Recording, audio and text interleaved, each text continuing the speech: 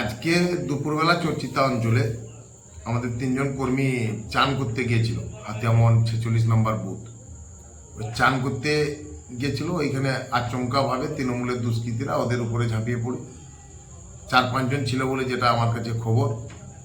টাঙ্গির চোট মারে একটা কার্যকর্তার আঙ্গুলগুলো কেটে গেছে, 7টা স্টিচ হয়েছে, 2 জন পালিয়েছে এবং ওই একজনও প্রাণে বাঁচার ভয়ে ওই জমিনের মধ্যে ছুটেছে। পিছন দিকে 3 রাউন্ড গুলিও করেছে ওরা, কিন্তু ওরা গুলি লাগেনি কোনো রূপ। ওরা গ্রামের মধ্যে ঢুকে গেছে। ওই দুষ্কৃতীরা ফিরে গিয়ে ওদের 2টো বাইককে আগুন লাগিয়ে দিয়েছে। একটা স্কুটি ছিল ওই সাবান মান্ডিরই, আর একটা বাইক ভেঙে দিয়েছে। তারপরে ওরা চম্পট দিয়েছে। এলাকাতে যখন খবর আসে, এলাকার মানুষজন যেতে দেখে কেউ নেই। এটাই পুনরায় আমার কাছে খবর আসার পরে আমি তপসিয়া স্বাস্থ্যকেন্দ্রে চিকিৎসার জন্য পাঠিয়েছি এবং প্রশাসনের দ্বারস্থ হয়েছি। প্রশাসনের কাছে লিখিত কমপ্লেন দেওয়া হয়েছে। প্রশাসন কি করছে আমরা এটাই দেখছি।